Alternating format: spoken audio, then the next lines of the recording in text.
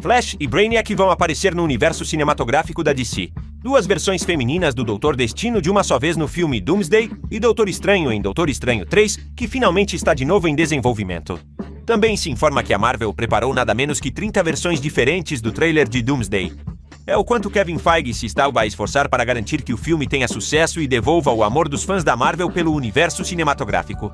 Bom, e vocês podem mostrar o vosso amor por nós avaliando o vídeo, porque nos próximos minutos esperam-vos as notícias mais frescas sobre super-heróis. Vamos começar com notícias oficiais do The Hollywood Reporter. A reputada publicação informa que as filmagens de Doomsday serão retomadas na primavera para cenas adicionais e já no verão começarão a filmar Guerras Secretas. No intervalo, os irmãos Russo vão também produzir a série Up the Net com Colin Farrell. E estas são boas notícias. Não está planeado um adiamento de Guerras Secretas e a produção do filme repetirá Doomsday com um ano para retoques e pós-produção.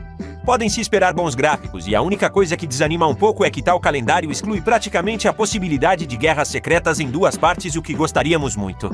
A segunda notícia é Doutor Estranho. A sua terceira parte ainda está a ser planeada na Marvel, mas Benedict Cumberbatch já perdeu a janela de lançamento entre Doomsday e Guerras Secretas. Agora informa-se que a Marvel está de fato a ativar o trabalho na terceira parte, mas definitivamente já depois de Guerras Secretas e ao que parece sem Sam Raimi e Michael Waldron. Informa-se que depois dos problemas nas filmagens de Multiverso da Loucura, Cumberbatch exige maior participação na escolha do diretor e do argumentista, pelo que o processo se está a arrastar.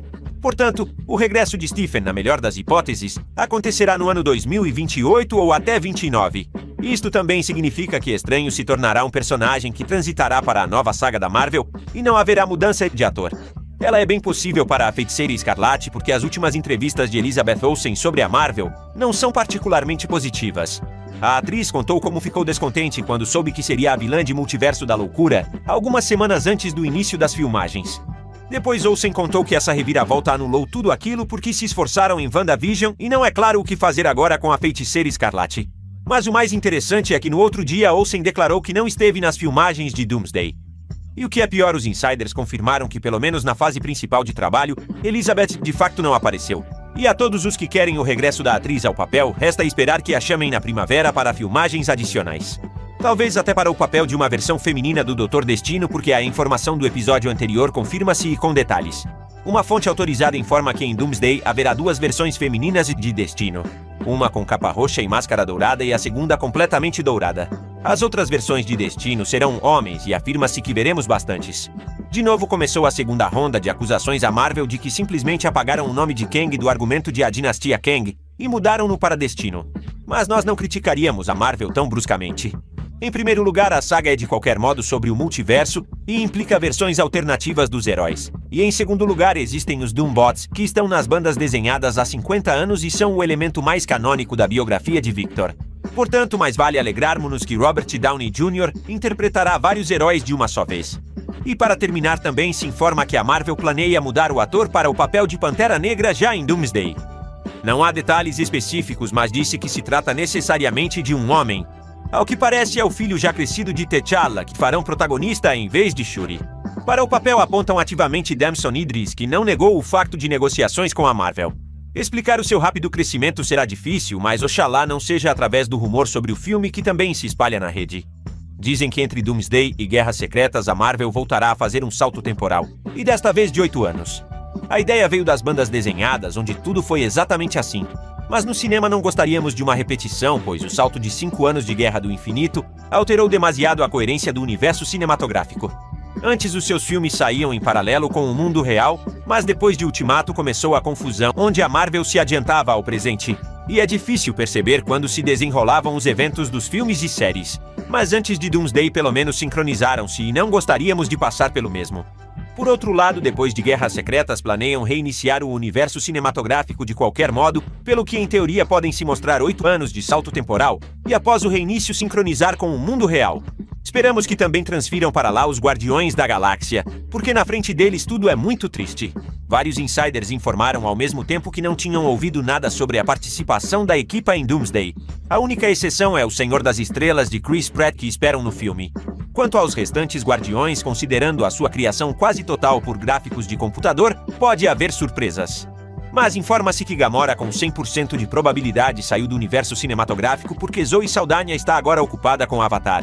E depois do terceiro Guardiões disse claramente que já teve o suficiente. E quanto ao Senhor das Estrelas, informa-se que ou em Doomsday ou mais tarde reunirá uma nova equipa de desajustados. Pelo menos esse é o plano da Marvel para o personagem, que claro pode mudar inclusive devido à política. Pois devido a ela saiu do universo cinematográfico pelo menos Oscar Isaac. O ator, numa entrevista com a GQ, pegou e declarou que agora está fechado a cooperação com a Disney. O assunto está no escândalo com Jimmy Kimmel, cujo programa a Disney fechou temporariamente após exigência da administração de Donald Trump. Não aprofundaremos muito nisto e apenas notaremos que, independentemente da política, os grandes estúdios não gostam muito quando os atores os criticam. Portanto, o futuro do Cavaleiro da Lua está em grande dúvida. Ainda mais quando pela primeira vez desde o ano 2019, no seu relatório trimestral, a Disney não mencionou nenhuma vez as palavras diversidade e inclusão.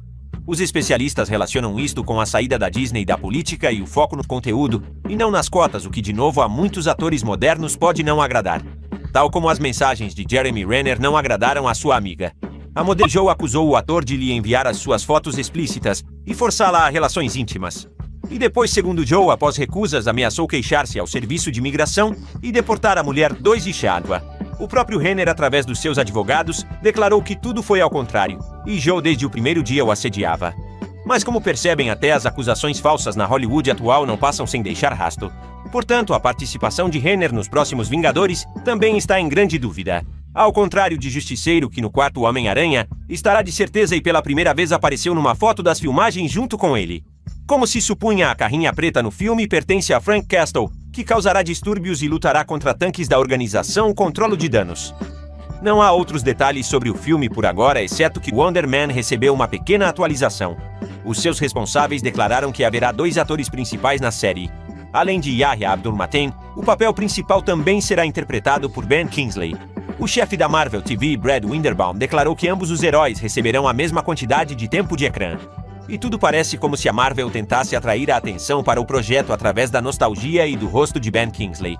Estão à espera da série que sairá a 27 de janeiro do próximo ano? Escrevam nos comentários. E nós passamos para a DC, onde se confirma a informação de que Brainiac será o vilão de Super-Homem 2. Informa-se que o estúdio já procura ator para o papel e as filmagens do projeto começarão em abril do próximo ano. Portanto, o mais provável é que nos espere uma história clássica onde Super-Homem primeiro lutará com Lex Luthor e depois unir-se-ão contra um inimigo comum. Também aparecerá no filme Rick Flag Pie, cuja participação foi confirmada por Frank Grillo. E também a Mulher Gavião, que foi confirmada pelo próprio James Gunn, que de novo criticam um pouco na internet, acusando-o de que, devido ao cargo de diretor em Super-Homem Gunn, não tem tempo para o desenvolvimento do universo, e foram anunciados extremamente poucos projetos. Embora no outro dia tenha aparecido um.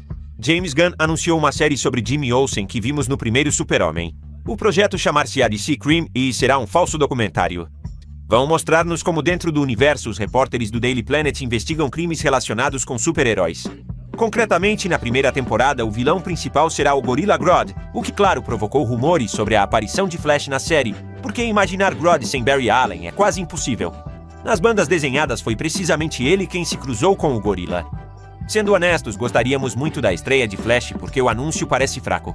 No universo não há nem Batman, nem Mulher Maravilha, nem no último caso, Shazam ou Cyborg, mas recebe o seu próprio projeto Jimmy Olsen, que não é que se destacasse sequer em Super-Homem. Seria ótimo dar uma surpresa aos fãs e aumentar o interesse na série, que aliás quase de certeza será sólida porque tais projetos inesperados e que parecem desnecessários são o ponto forte de James, personagem de pacificador com o mesmo esquema. Noutras notícias, James Gunn prometeu que Super-Homem 2 não será outro Guardiões da Galáxia. Segundo o diretor, o primeiro filme foi muito otimista, um pouco caricatural e parecido com bandas desenhadas, mas o segundo será mais sombrio tanto pela ameaça como pela mudança de foco. Com o Super-Homem já nos conhecemos. E agora no centro também estará Lex Luthor, que utiliza métodos menos amigáveis e românticos. Outra esperança para um projeto que não seja do estilo de Guardiões da Galáxia é a série sobre os Lanternas Verdes. O seu responsável, Chris Mundy, confirmou que o projeto será do gênero de história sobre polícias parceiros, um dos quais é velho e sábio, e o segundo jovem e impulsivo. Segundo Mundy, pode-se dizer que o super-heróico na série está em segundo plano, e no primeiro a relação do mestre Hal Jordan e do aluno John Stewart, que interpretarão mais polícias do que heróis. A dupla investigará um misterioso assassinato na profundidade dos Estados Unidos com a participação de forças alienígenas e horrores antigos. O vilão principal será Sinestro e o lançamento espera-se mais perto de meados do próximo ano. O futuro da DC parece mais seguro que o da Marvel? Partilhem a vossa opinião nos comentários. E da nossa parte é tudo. Até a próxima!